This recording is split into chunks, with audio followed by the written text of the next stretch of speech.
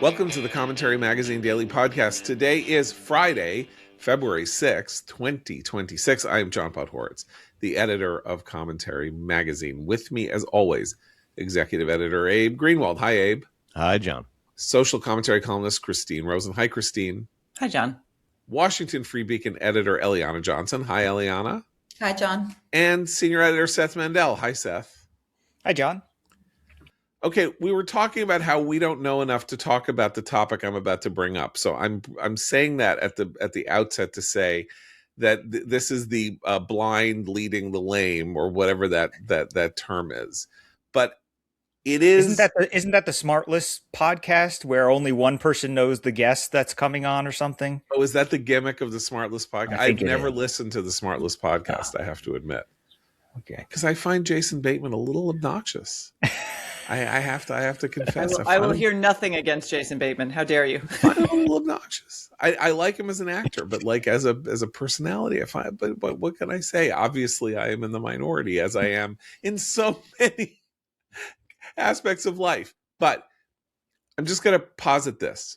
Christine pointed out we should mention that this major report came out from Challenger Gray, which is one of these consulting firms that measures macroeconomic trends, that job losses in the month of January were double the job losses in December. Planned layoffs, as they call them, 108,000 planned layoffs in the United States versus 49,000 in December. This is the highest number since January of 2009, which of course is a very disturbing month to compare yourself to, because that was in the midst of the gigantic financial, unprecedented financial meltdown that began in September of 2008.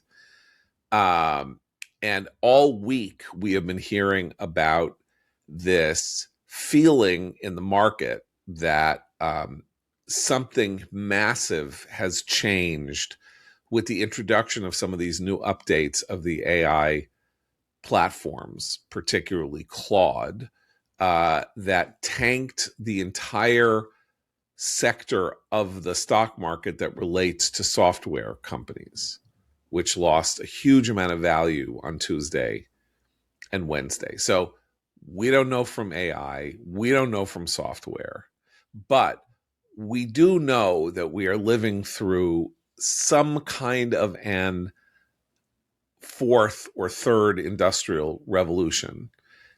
You could date it to the beginning of the software era in the 90s. You could date it to the introduction or the kind of the real sense that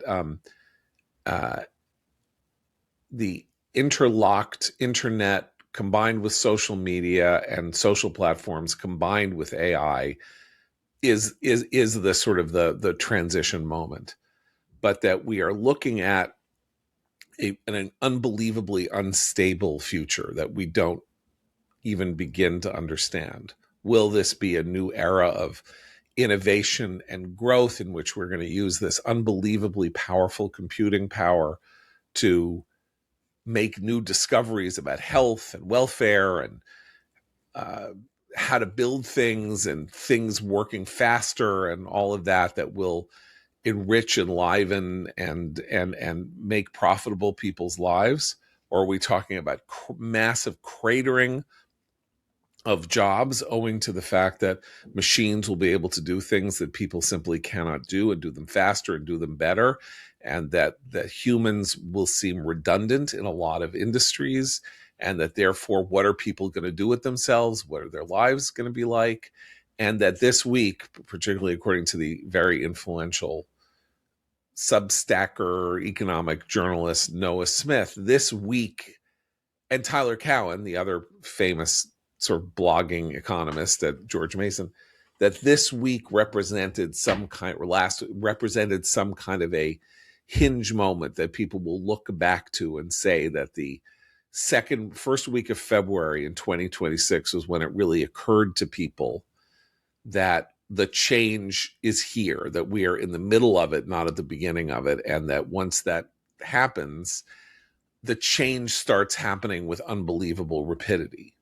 So this connects to Christine's major work over the last 5 to 10 years, which is, is human experience somehow being extinguished not only by our preoccupation with the virtual world and living inside it and ending our relationships with people in favor of virtual relationships with people, but is the human experience of going to a workplace, working, with other people, making things, being part of teams that make things, is that somehow coming to an end because things are going to be made for us in a way that they often are now, but like to a degree that we hadn't even begun to anticipate? And then what are we as human beings going to do with ourselves in this world? Well, we're all going to have, I guess, intense romances with the AI chatbots, because that's the other branch of this. I mean, the interesting question. First of all, always take Tyler Cowen's techno enthusiasms with a grain of salt. He can be highly uncritical about new things. He's not always wrong, but he's also often a little too enthusiastic. So I would, especially with AI lately, I would say always read him, but with a little bit more skepticism than he himself approaches some of these issues. But it strikes me that there's like the social question, this broader social question. What happens when you have an economy where professional and already high earners continue to do well and earn more and increase their wealth? And then you have they call it the K-shaped economy. Then you have a whole bunch of people headed downward. These are non-professional workers who are looking for jobs. Maybe they're in the service industry, so they're, some of them can get work, but wealth formation remains at the top, and the bottom is always feeling like they're struggling.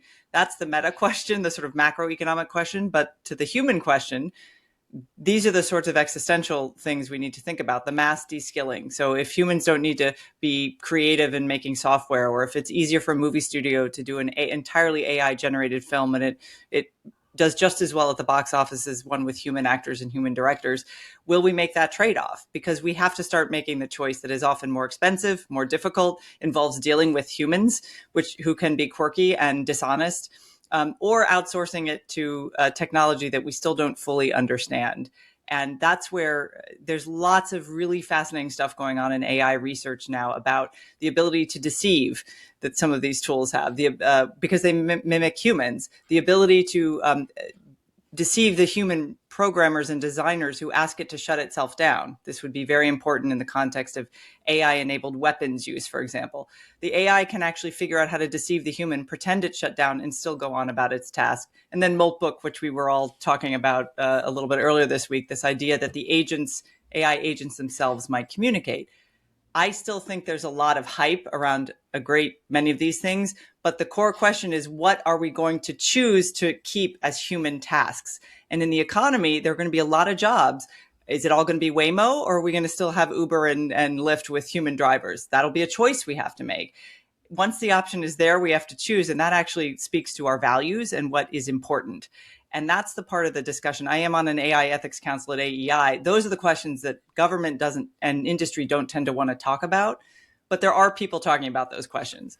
So Eliana, who is the we that Christine is talking about? Because I see 2 or 3 kinds of we's, like we as expressed in legislation, right? I mean, that's regulation or legislation where the society's representatives say this far but no farther, or the government has to oversee X or Y. Like at the beginning, really, of the modern communications era in 1934, the Federal Communications Act established a highly regulated system for the use of airwaves, radio, television, all of that.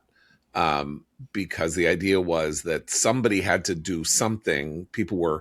These transmission systems were crashing into each other. People were using the same frequencies. Somebody had to organize the frequencies, keep them, so that also there could be radio transmissions for military use and all of that.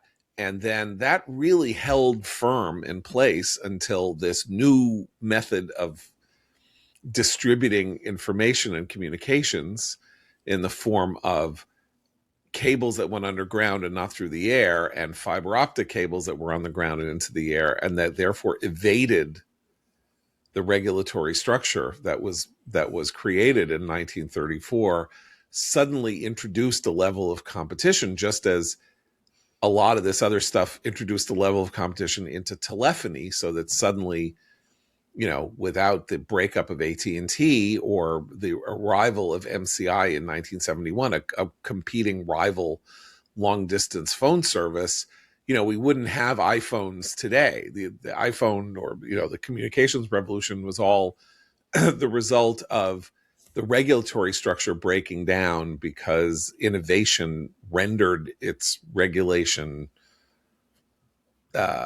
outdated, and the government didn't then jump in and re-regulate or take control of a lot of this. And this is going to be raised now. And now we have a completely dysfunctional political system where if the Democrats say we need to regulate the internet, the Republicans will say no. Or if the Republicans say we need to regulate it in order to deal with, the moral slime that is being created on the internet, Democrats will say no. So is that the we, or is there some kind of collective human consciousness going to say we can't have this? Stop it.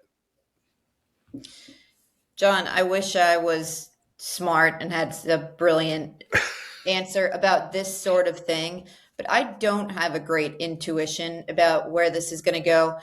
My sense is that around AI, there will be a national crisis or crises, some event created by it that will create some kind of demand for legislation to corral the technology. I don't know what that event will be, but right now you hear percolation of talk around suicides for kids. I'm not saying I share this, but you can see the issues kind of bubbling under the surface. And my sense is it will take a massive national event to create any kind of consensus, because the country is too divided about this stuff. And also, just as a user, I'm struck by how incredibly useful and good the technology is on some subjects and how useless and bad it is on others. There's just no universal experience with it. And I am curious to see how it will how it will develop. And to put a fine point on it, with regard to day-to-day medical issues, I find it incredibly useful, and I think it will transform medicine in that people are going to be calling up primary care doctors a lot less than they used to. And for research, particularly on edgy subjects, it's quite bad because it's been programmed not to go there. And I have found, actually, as someone who does investigative news, when we talk about the crisis in the news business, that is an area it cannot touch. It cannot unearth new information. It cannot do investigative reporting. It cannot go to individuals and get them to talk and uncover new scandals. And so people have asked me, well, how is AI transforming your business and the Free Beacon and this and that? And I say, it's not at all. Like, it can't touch us. Sure, news that's already out there, you can go to AI and say, hey, write up this article that's already out there with the Free Beacon voice and attitude. And it does an adequate job of that. But it cannot go and write a groundbreaking investigative report of the sort that leads our site on a day-to-day basis. And what type of story, just to go back to your question, what type of issue, what type of national crisis will it precipitate?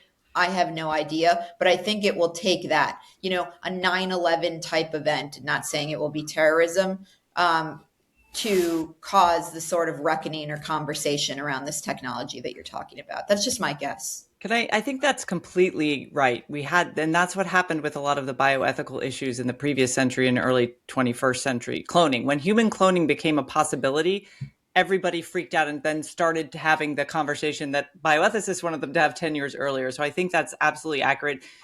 One little anecdote, a Waymo ran over a popular cat in California, and it became a big story for people who follow, driverless cars. So, but I would the one question I would have, again, it's sort of a 30,000 foot question, is I think Eliana is absolutely right that certain kinds of jobs are driven by human curiosity and human interest and human knowledge.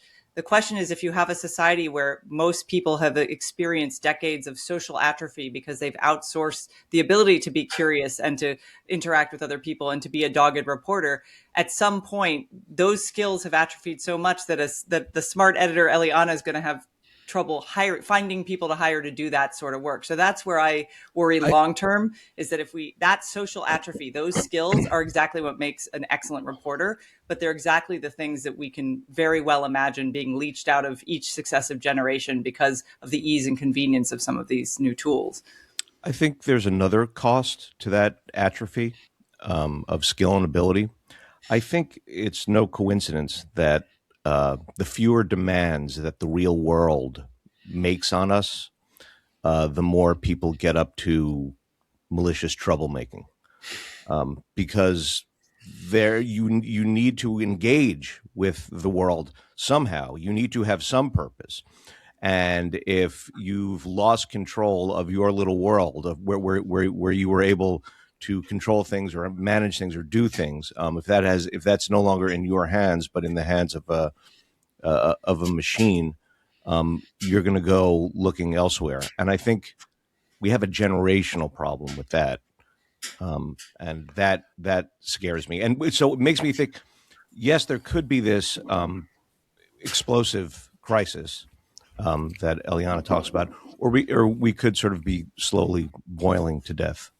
Could I make an early recommendation and say, if you want that dystopian scenario, read E.M. Forster's 1909 short story, The Machine Stops, because we're in that story at some point. We're not at the end yet, but you could very well see the end coming. It's great. It's short. You can find it online. I kind of feel like what Eliana describes is also like weirdly good for us, like the five of us sitting here talking, because what she's saying is that AI is not only going to crawl the existing internet for information, but that's going to result in, them using Wikipedia and all these other ones that we're seeing now are hugely biased. And someone's actually going to need to tell the truth about, like, when there's a conflict in the Middle East, AI is going to flood the zone with conventional thinking. And conventional thinking on the Middle East is idiotic and wrong and gets people killed.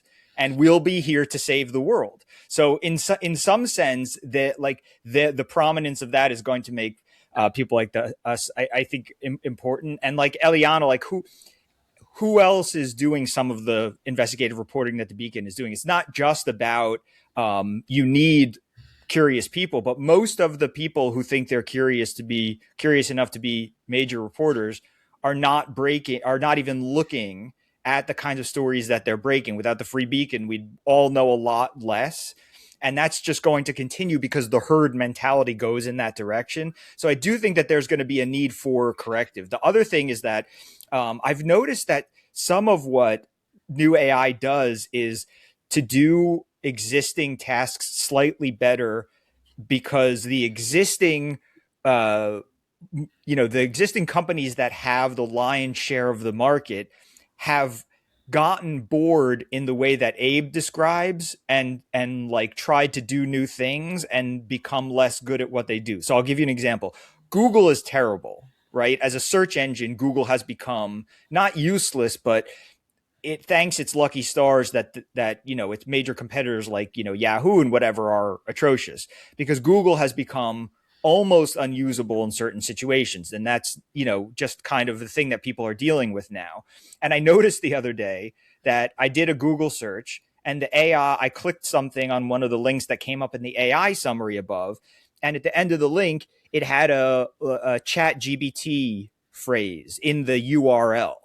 And I said to myself, well, then why am I using, I could just use ChatGPT as the search. If Google is going to combine its bad Google and good ChatGPT search function, why shouldn't I just use ChatGPT search function? And so I found for certain things that some of these AIs are actually very good as search engines in So that sense. But that's only because Google has fallen on its face. But that follows classic capitalist innovation theory and practice. So you have a company, it gets rich, it starts operating not on the basis of serving consumers in the best way that helps consumers, but in forms that are self-enriching or self-aggrandizing. So that Google starts prioritizing its own advertising dollars as opposed to the search function that it was created for, to be the address book or whatever, that everything that it replaced. And then it's like, well, we'll put sponsored stuff at the top, and you'll have to go to page 2 in order to find the results. And then that opens up an entire marketplace for innovation where people are like, no, we're going to do the old thing better, and then we're going to eat your lunch and destroy you. As it turns out, Google and a lot of these companies solved for a lot of those problems because they had so much money that they bought out their competitors and swallowed them and brought them inside their system, and therefore weren't going to be destroyed by them. AI is the way around that, in the sense that it means, you probably shouldn't have paid all that money for Instagram, because now you just ask me for pictures of, somebody, and I'll just send it to you, and you don't have to go to Instagram and then follow someone and then get a lot of crap from them. But Cory Doctorow's book Enshittification, this is I think his predictions suggest that even the AI version will go through this same process. I mean, they're already embedding ads in some of these AI options, which is hilarious when you think about it.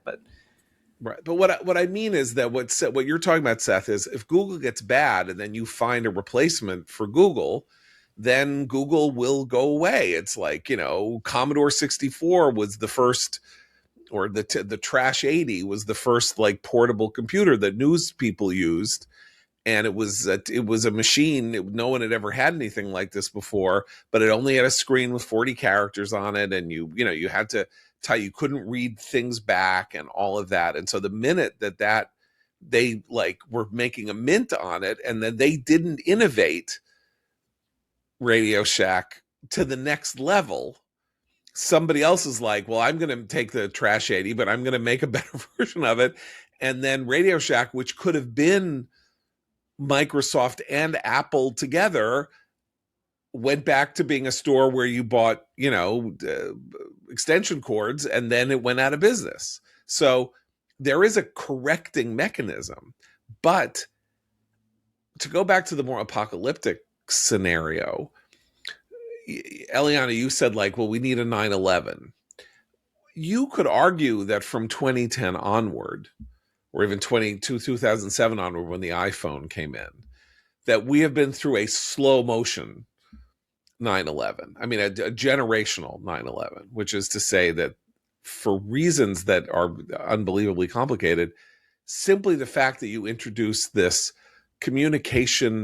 massively powerful communications device that you could carry with you everywhere has had social consequences the likes of which no one could ever have foreseen. I mean, the creation of social media leading to teenage girls feeling like they were garbage because their friends were communicating and they weren't communicating with them, and then committing suicides at incredibly high, at higher rates than they had ever committed suicide before. The stuff that Gene Twenge started talking about in 2015 about this disconnected world in which people were living more virtually than practically, the depression among, teenage males, the suicide rate, all of this stuff that seems to come entirely congruent with the introduction of this device. But it's such a big fact in our lives that getting a handle on how to stop the bad stuff has been almost impossible. And meanwhile, what has just happened in the last year? Suddenly, the single worst vice, maybe with the exception of prostitution, that man has ever known, which is gambling, is now in your pocket. Like, we have no idea what the introduction of the mass, everyone in their pocket can now gamble with a click of the button. What that is, a dopamine, that is where sort of like addiction starts. It's the dopamine rush of gambling. Draft kit, we already have sports being affected by gambling numbers where players are now, throwing games, or coaches are being encouraged to throw game. There's so much there, and it all just happened. We didn't even know that it was happening. The range of things you can bet on now is infinite. Yeah, including elections, which of course means we used to joke about like Super Bowl Sundays coming up, right? So Super Bowl was the king of prop bet day, right? And you'd have like an office pool, and it'd be like, all right, well, you get, you win this amount of money if the score is tied at 21 at the end of the third quarter. But now it's like everybody with a phone, which is like everybody, including teenagers, whatever, can do 1 billion prop bets on 1 billion different sites. It's no longer that you put in $20 into the pot in your office. Yeah. It's like, I could put in $20 here and $20 there and $20 there and whatever. And you can deal with all these, like, and so it's the scale of this stuff has like, I think we've known, these things that were like cute vices, like, okay, let's do the NCAA Field of 64 March Madness pool once a year, right? And it was always like somebody's wife or mother who doesn't follow sports who won the pool because they did it based on which mascot would win in the game or whatever. There was always something like sort of cutesy about communal betting. But now, because it's everywhere, it's a totally different thing. But on the scalability, can I just add one other thing here? It's not, in a highly individualistic, techno-enthusiastic, capitalistic society. We've seen this with social media, and we will see it with AI. The difference is that a lot of the tools that will be outsourced to AI, particularly in the realm of human-to-human contact, healthcare companies will find it's cheaper to give you an AI therapy chatbot if you have a mild anxiety or a mild bit of depression. So what happens if you become reliant on that thing? And this is these are for-profit companies, and you need more help. And what they say is, well, we'll give you an even more sophisticated AI therapy bot if you move to this next tier of service where you have to pay a little more, and then you've already become dependent. So there's a kind of human path dependency here with regard to some of these tools, and we connect to them like humans, even though rationally we know they're not. They are designed in a way far more sophisticated to give us more of what we want. There's an entire field of study now in AI called sycophancy, the sycophancy problem, about these chatbots and how they keep returning more of yourself to you. And that's the kind of thing where when we start thinking in nice old-fashioned conservative terms about character development and virtue and what does a citizenry look like if it is raised on these tools with these tools, that's what concerns me long term, even if we are coming to a slow boil when the big event happens that Eliana, I think, is correct to predict. Are we even going to be prepared to cope with it? That's the concern. And if you read the manifestos of the AI investors, the Mark Andreessens of the world, they are perfectly happy with that scenario because they are going to be withdrawn from the consequences of social disorder already. They are building literal cities for themselves to protect themselves from that outcome. And while I'm starting work on my bunker soon, I promise, which is where I'll be when all this stuff comes up. I mean, training like Linda Hamilton in Terminator, there will come a moment where people who don't have those resources and don't have that kind of ability will suffer consequences. Social disorder in a dysfunctional democracy harms the weakest people first. So that's really apocalyptic, but that is one thread that I think we have to consider. Well, that's what I meant by the rise in troublemaking, malicious troublemaking. Yeah, exactly. Everything from porn addiction to conspiracy theorizing, to gambling addiction to whatever, and to to anti-Semitism. Like they're going to get up to projects that are antisocial and destructive. I mean, the interesting thing is that, as you say, Christine, like the elites, particularly if they're moneyed, our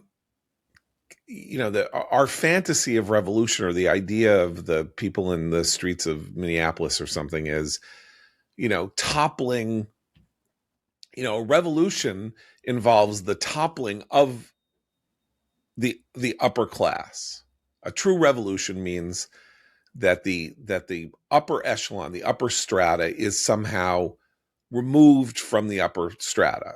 They're, if they're kings, they're beheaded. If they're rich people, their stuff is nationalized and they're sent to the gulag. Like, they are the ones who get it. And then it turns out that's not enough, so you have to go after the middle classes too. But mostly that doesn't happen in history. And mostly what happens is that the rich or the really able will always find a way to prosper. And that we built a society, both, sort of the British model of that moved on from the Industrial Revolution, built a society that empowered, enriched, and revolutionized the lives of ordinary people. There's always been an elite, in all societies. But that you created this phenomenon of the middle class that was huge, and that ended up being larger than the working class, which was not anything that anybody could have predicted. And now we're looking at a middle class in our system that could be hollowed out by this cognitive revolution in which the work that such people do is replaced by no one. That, it's like what happened to secretaries, I was a researcher at Time Magazine, my first job. That job and Time Magazine, all sorts of things, barely exist anymore. But there was like a mid-strata job where people did research for articles that then were written by somebody else and that were edited by a third person. That job that I held went by the wayside by a decade after I had it. That could happen everywhere with everything. Consultancies, it's again like mid-level people in white-collar jobs. So we have the first time, I think, the possibility of the real hollowing out of the middle class, like what we've seen over, we saw the technological revolution and free trade and all sorts of stuff hollow out the American working class, or the sort of the people who work with their hands, simply because they became more expensive workers, and there were workers elsewhere who would do what they did more cheaply. But what happens to the 100 million people of the American middle class if their jobs are taken over by a machine? Well, and that's like some of that middle class has actually moved into the upper middle class. So that's a success story in this country. So a lot of the people who used to be in that tier have moved up. But for those who didn't, they've gone down. And the question is whether that upper middle class, the people who've made it to that next level, who again they're not as wealthy as the 1% or even the 10%. If their jobs are now the ones that are in the crosshairs of some of these AI tools, those are lawyers, those are accountants, those are people who actually build wealth generationally and try to send their kids off to college. What's the usefulness of a college degree for their children when it's gotten more expensive and less likely to get them a job? So those are the people who I think are the next. That's why I think we do see a little bit more panic and discussion about regulation, about guardrails. And look, top-down regulation almost never solves these problems. We know this, from our entire history of federal regulation. But just raising the questions now early on is what's new, because we didn't do that with social media. We didn't do that. It was all kumbaya story when social media came out. It's going to transform the world. Remember the Arab Spring, all these examples. Turns out, these tools can be turned to authoritarian ends, and China being the most obvious example. And that's another thing I want to bring up. I know I'm the China hawk who's always beating that horse, but you'll hear a lot from the AI developers and these tech companies that if we don't do it, China will. And I would caution everybody to remember that's exactly what they said about human cloning. That's exactly what they've said about a lot of biological weapons. We are able to work together with other countries to make that less of a possibility if we're working with other countries, which right now we are not on a lot of these issues. So I don't have the China boogeyman keep Americans from discussing truly necessary ethical guardrails for some of these AI tools. Now, I think it's also important to point out, because you mentioned cloning, and there are a couple of other examples of this, that we look at this as a kind of, because of the bias and the way human thought works, that because AI exists and because it's having all of these, advances and all of that, that it's going to make this leap from being a minor thing that can do fun stuff to running everything. And we constantly fall prey to the idea that we're about to undergo a revolution that will change everything. For example, what is the single most disappointing scientific fact of the last 30 years was that it turned out that the Human Genome Project didn't work. I mean, we mapped the human genome, but it turned out that mapping the human genome meant that it raised 10 billion more questions about how the body functioned and how things work together than it answered. That the human, in some ways, how a lot of this stuff became more of a mystery rather than less. That you can't just shut off, it's the classic thing. You can't just, we'll use CRISPR and we'll shut off one gene. And then someone's like, you know what? We better, if you shut off chromosome 27 because you're worried that it's going to cause heart disease, you could give somebody Parkinson's. Like, you don't know how these things are interacting. It's funny listening to that because we just showed our two oldest Jurassic Park, the movie, which, remains a great movie, obviously. Although they were like, what's supposed to be so scary about this? And I was like, you don't know what movies were like when we were a kid. If you went to the theater and you saw it on the big screen and whatever, movies weren't like this. Okay. You didn't have that. But anyway, they say, like, how did you map how did you do the DNA of the dinosaur? And they said, well, we took it from mosquitoes, they had blood in them, whatever, but stuff gets eroded over, millions of years. And so the strands of DNA are not complete. They have breaks. So we filled them in with frog DNA, and that's when Jeff Goldblum's character is like, there's going to be a problem. Yeah. Because why? Because the frog DNA that they put in were amphibians who could switch sexes. And so therefore, Jurassic Park's the plan of having only female dinosaurs doesn't work. And they, it's the whole life finds a way thing. So it's funny to hear that discussed out because this has always been that concern, right? You take one thing. See, that's an interesting point. So Michael Crichton, right, who wrote Jurassic Park, was one of the best-selling novelists of the 20th century. Very weird character because he tried to look at, what technology could advance to. And simultaneously, he was the most techno-pessimistic person who ever lived. And these novels were always about how, don't do it, don't do this bio investigation in a lab in Arizona on this weird strand of DNA that you found that may come from aliens, because that is the Andromeda strain and it's going to kill everybody on Earth. Or you're going to bring back dinosaurs, they're going to eat everybody on Earth. Or, one of his last books was about nanobots and how they're going to, eat everybody on Earth. But this is where this strategy, the risk aversion, that sort of the worst case scenario, risk aversion, existential risk scenario, that's what a lot of people want to do with AI. And look, I love to indulge in worst case scenario. I love to invoke Skynet as much as the next techno-pessimist. But I think that's the wrong way to approach this. And I'll give you an example.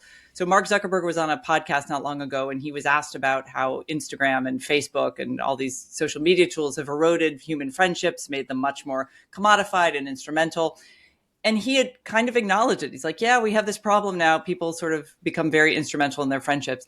when asked for the solution, he said, well, we're going to devise a chatbot that makes that you'll really connect to. And he was completely serious. We laugh, but that is his solution. So I think the challenge with AI isn't just the potential of existential risk, which exists with every new tool, did with nuclear weapons too.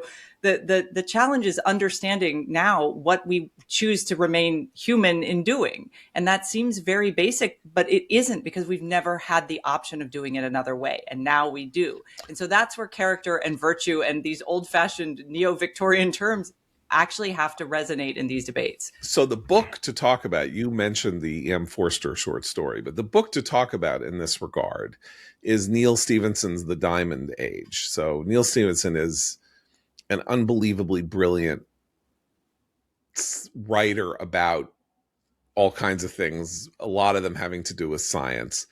And The Diamond Age is a book about what happens when, and we could use AI, it could be AI now, but then it was nanotechnology. What happens when nanotechnology becomes omnipresent, and that effectively you can incept anything you want out of nothing?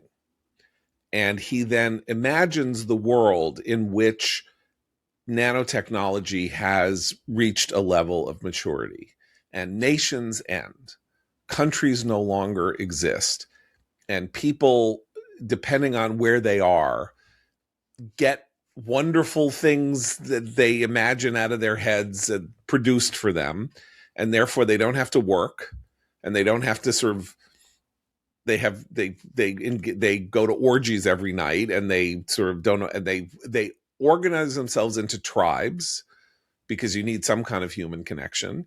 And the poor don't really, they can't really make things. I don't remember how you become rich or you become poor in this world, because I haven't read it in a long time, but there's so much junk around created by nanotechnology that they kind of like go and they pluck out like the leavings. It's almost like, remainders, things that don't quite work well, or, have something missing. So then they get those things. They also don't work, and they also have nothing to do. And there is an industrialist who is watching all this happen and terrified for his grandchildren that they will live lives of purposelessness, sinfulness, and waste. And he invents a new religion based on a children's book about Victorian morality. And he organizes his tribe into a 19th century Victorian machine, kind of, with, social mores and, incredible sort of complex social interactions, people being taught how to practice self-denial and, do things and it all comes out of this book that he invents as a kind of moral primer that he wants to give to his grandchildren, that then gets out into the world. And I don't and then, as is often true with his books, he doesn't know how to end it, because he knows how to like write the diagnosis, but he doesn't know how to write the solution to the problem that he is diagnosing. But people as various as like Frank Fukuyama and Gertrude Himmelfarb both thought this was the most brilliant book of our time. He loves that book, yeah. And it does describe this phenomenon to a T, which is we are inventing tools that are increasing our purposelessness, as opposed to the Marxian idea that, if we have the revolution, we're going to be, what did Marx say? We're going to be farmers in the morning and poets in the afternoon and musicians in the evening, and everything will just be wonderful because we'll get all this stuff given to us, and then we'll be able to fulfill our deepest wishes and desires. But of course, if you don't have a life of purpose in which you make things for, in which you provide for your family, or you do this or you do that, then you're going to like live a life of despair. Can I just happens? Oh, go ahead. I mean, to me, the conceptual framework here, and I've thought about this quite a bit, is that the more sophisticated the technology, the more primitive it makes us, because it allows us to more easily fall back on our lazy animal natures, which is why all new technology heads toward porn and gambling and tribal hatreds. I mean, that is what is happening. It just because we're not dealing with our more sophisticated faculties and challenges. But it happens very gradually, even though it feels like the speed of technological change is fast. So it's the difference between, for example, you using Google Calendar to set a reminder to remind yourself to buy those plane tickets for your trip. Now you can just say, AI, plan my trip. And soon the agent will even purchase the tickets for you. Now that doesn't seem like a huge difference, but it's a huge qualitative change in that you have offloaded and outsourced the cognitive task of figuring something out for yourself. And actually, there's fascinating research about planning trips in particular, where we actually enjoy the anticipation of planning a trip in some cases more than we actually enjoy the trip itself. There is something human about like looking forward to doing something, but to your point about meaning and purpose, John, it requires us to actually do some of those tasks ourselves. And the technology is the absolutely seductive promise of saying you can outsource that to a technology. This is not worthy of wasting your time to do. And there are certain human things that it might seem difficult and annoying, but they are worth our time. And because they build to that point of purpose and meaning and cognitive skill and social skill that we're letting atrophy. And There's even the leisure, a sense of reward, feeling of reward that both young kids and adults get from having put effort into planning something and then enjoying the fruits of one's labor that you don't get when everything is outsourced. I mean, my favorite, but also like even to take the things we do for fun. I think also, right? I mean, in the leisure stuff like music, it's actually fairly new in human history that you can load up every song ever created between Spotify and YouTube Music or whatever, and you'll have everything at your fingertips, and you can just play it repeatedly. And my kids love that they could Alexa play whatever. I don't love it as much, but the kids really love it.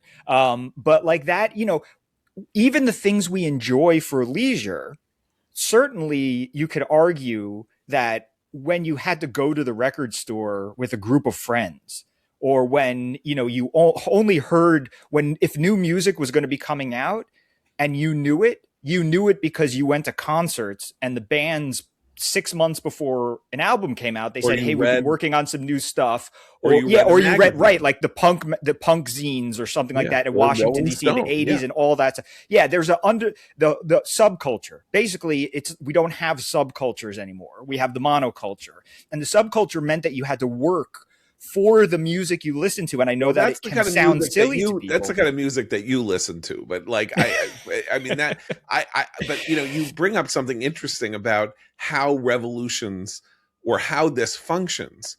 Because if you take the fact that you can now listen to any piece of music ever recorded, or that ever existed, let's go back to the 17th century, when sort of like written music became a thing, right? So someone had to write it and then someone had to play it. The only person who could ever hear it was a person in the room where the harpsichord was or the pianoforte was playing it. And then you had royals or very rich people who then would import these musicians to play for small audiences at the palace or at their, wherever.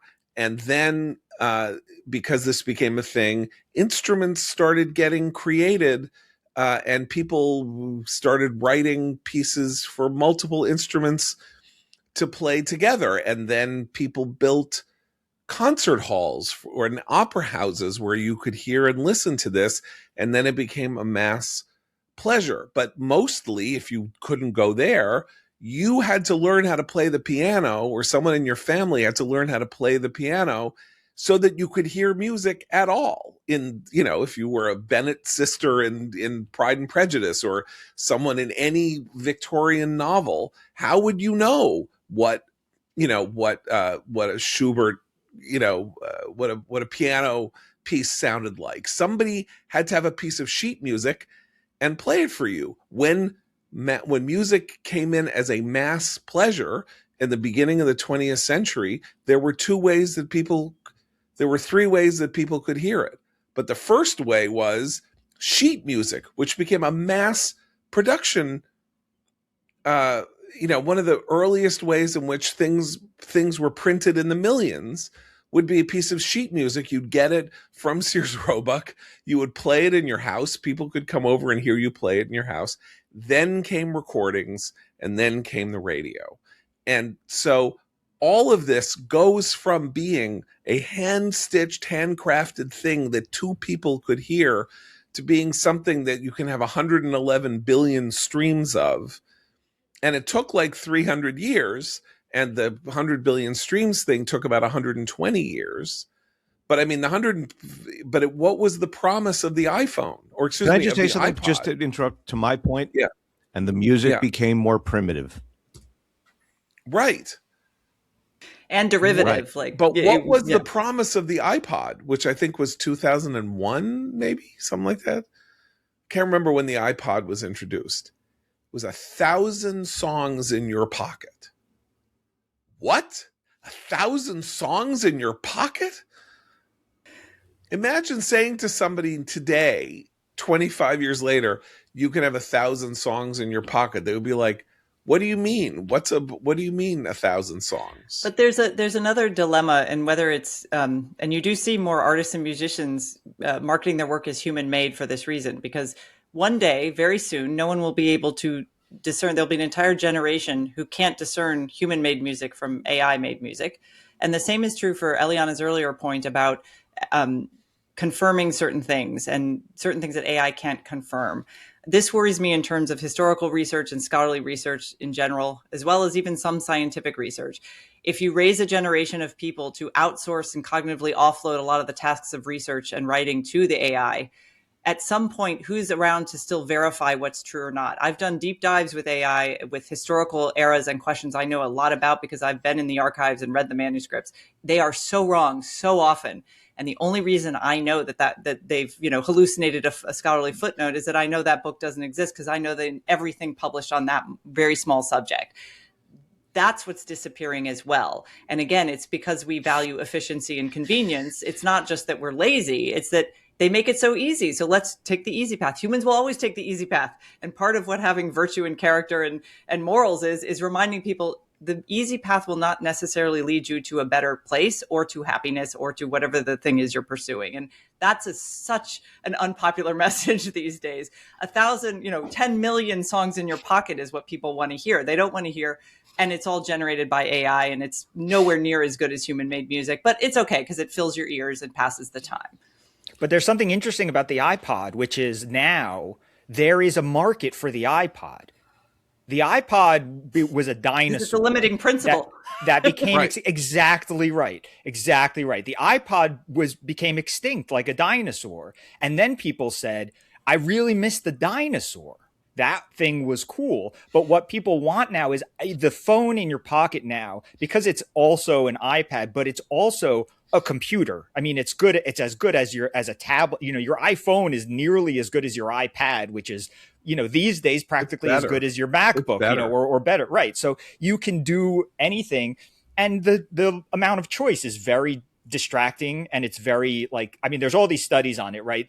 It's anxiety provoking for humans to have a billion choices for everything they do. Like, our brains are not set up to have a billion choices for everything we do. Yeah, but here's my problem with the iPad. It's like when people say, "Oh, vinyl is back." It's people, really love vinyl now, but that's like 2% of the market. The number of people who want a device that doesn't connect to the internet, but you can download music to, and it's a little thing and you put it in your pocket. And so it's not tempting to get on the internet, or you're a parent and you want your kid to be able to listen to music, but you don't want them to have an internet ready device, is infinitesimally small. And I found that out the hard way because my kids love music and because I needed to get them MP3 players. Yeah. And the MP3 player market is like gone. And so there's two different kinds. There's the kinds there's the Chinese knockoff kinds that are on, you can get on Amazon or any website, that are like $20, and who knows, but they're all like refurbished phones that somebody did in their base. And then there's Sony will make an $800 one. Yeah. And it's like, I don't want to buy my 10-year-old an $800 MP3 player. No, I just want a right. thing that they can listen to all their music on the family Spotify plan, but they can't surf the web. That's all I want. Look, the Dark Ages, the whole premise of when we say, okay, there was this moment when the civilization was advancing, and then the Roman Empire came to an end, and this happened and that happened, and then Europe went through like 800 years of no intellectual advancement whatsoever. All intellectual advancement seemed to come from the South, from the the rise of the sort of the forward-looking Islamic world, which and from China, but Europe died, right? So, and it died, and there was this small coterie of people who kept the intellectual history of the West alive in monasteries and in places like that. And it's hard to imagine that we're saying that we've gone through this massive technological advancement and are simultaneously about to go into the Dark Ages. But that is sort of what Christine is laying out, which is if you have a world in which our historical record is rewritten by hallucinating non-entities, unalive non-entities, somebody is going to have to save the storehouse of civilization until those entities can be gotten rid of. It's like the plot T.S. of Eliot, where's the wisdom when we have lost in knowledge? Where's the knowledge we've lost in information? Something like one of the poems. Right. Yeah, but like where knowledge, information, totally different things. Wisdom, information, totally different things. I mean, another book that poses this was the unexpected, gigantic blockbuster novel of like 25, 30 years ago, The Name of the Rose by Umberto Eco, which is a murder mystery about there's a murder in a medieval abbey. And it turns out that this abbey is a center of a vast conspiracy because it basically holds the entire storehouse of Western civilization in its walls. And he kind of posits that the library at Alexandria did not burn, but that before it burned, all of the work was secreted out and has been saved by this network of, monks and things like that to be preserved because if you don't do it, someone's going to come and destroy it because the anti-intellectual forces abroad in the world wouldn't want anyone to have it. It's like a really fascinating conceit, but you're sort of, on the one hand, you say, well, this is an amazing thing. Like every book ever written is now available to you, simply by calling it up. And on the other hand, if we're not ever going to read them, or people are going to lose the ability to read them, then there are going to be 10 people who will read them and are going to have to save them. Like in Fahrenheit 451, they'll be like they're walking around, at the end, like reciting the lines from the books. Yeah. All right, we decided we were going to end, even though we've now recommended the Forster short story, which again is called The Machine Stops. The Machine Stops. Right. The Diamond Age by Neil Stephenson and The Name of the Rose by Umberto Eco. But we really did want to talk about going from the whatever to the whatever, or the patently, pointedly, purposefully ridiculous, the documentary Mel Brooks, The 99-Year-Old Man on HBO Max. Eliana, you drunk deep of the. I watched the whole thing. Highly recommend it. It is total joy from beginning to end. But I also think it captures a lot of sadness. As most people involved in comedy, there's sadness in their lives. And I really loved that aspect of it, that captured both the joys of his marriage to Anne Bancroft and the complications of his family life and his first marriage, which produced 3 children. And it presents really a man in full. It's not a whitewashed hagiography. You get a real picture. Also, I loved, it goes deep into his friendship with Carl Reiner. Rob Reiner speaks in it. And so it's a portrait of a full life of marriage, the dissolution of a marriage, children, friendship, second marriage, death. And it's a wonderful, wonderful documentary. So it's in 2 parts. It's about 4.5 hours long. I thought the first part was considerably more entertaining than the second part. But that's a thing about show business biographies of any kind, which is that the portrait of somebody on his way up and then finally like becoming a major figure in culture is always captivating. And then the life of straining to remain at the red hot center of American life and then getting older and stuff like that. That story is just not as interesting as the climb. The climb is what's really interesting. Of course, Mel Brooks's song is what opens our show every morning. Hope for the best, expect the worst. From his probably least successful movie, The 12 Chairs. It's the theme song, which I'm glad exists solely because of the song Hope for the Best, Expect the Worst. I was struck by this, which is that people are always trying to figure out what it is about him making, Springtime for Hitler, or, doing a gigantic musical number about the Inquisition in the middle of History of the World Part 1. These like explosions of sort of like, oh my God, look, he's going there. You can't go there. And he does it anyway, what we would consider like a violation of social norms or something like that. There's a long bit about that with Blazing Saddles and tackling race in that. Yeah. Right. But people are always trying to make, he confronts the dictators and he's confronting fascism by making fun of it and all of that. And people do that. I've always in earnest do this. And he does it too, Mel Brooks, because he wants to, have the credit for it. And it's all nonsense. That is the point that he makes and that he does from the 2,000-year-old man onward is anything is funny and anything is justified if it's funny. And it's not that I'm making a point and that I'm showing that Nazism is bad. It's that don't tell me Hitler can't. I'm going to show you I'm going to show you that even Hitler is funny. Even the Spanish Inquisition can be made funny because I don't accept the boundaries that you establish where you say that's not funny. Like the joke, the anti-feminist joke, how many feminists does it take to screw in a light bulb? That's not funny. He's like, he is the living reproach to that idea. And that is what a real comic sensibility is like. Obviously there are things you don't, you're going to get into trouble for saying whatever time period you're in, but we live in a time in which everybody is scared of their own shadow.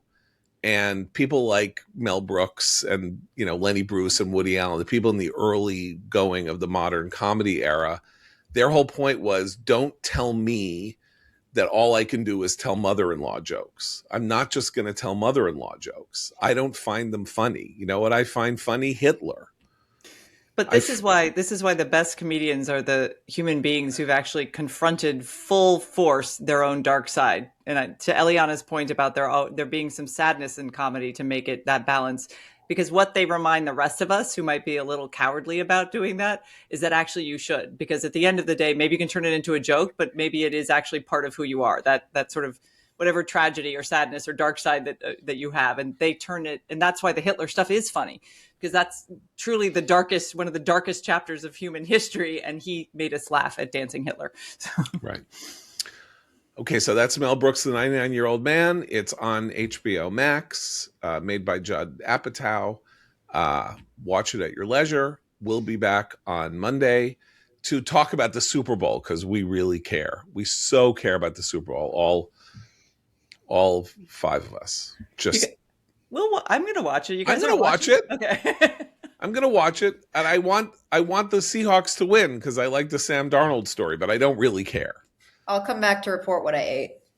Yeah, that's good, and we could talk about the nacho recipe. And by the way, the big thing here, which connects to what we're talking about, is that I think there are 4 AI commercials on the Super Bowl which either means that this is really the end of the world as we know it, or that the AI stuff is going to crash, because in 2000, every commercial was for a .com, and then, or 1990, the 2000 Super Bowl, and then like 2 months later, the entire .com world was destroyed in a wipeout in March in the pets.com. You remember there was like 5 and pets.com to bring it all together, literally to do the singularity thing, there is going to be a Jurassic Park Super Bowl commercial in which, as we've been talking about Jurassic Park, but also, and all those lines come up, the life finds a way thing, but also the commercial will use AI to de-age the actors from the original Jurassic Park, so that it says, so that literally everything we've just been talking Valley, about here we go. in a 30-second spot that costs, I don't know, $5 million,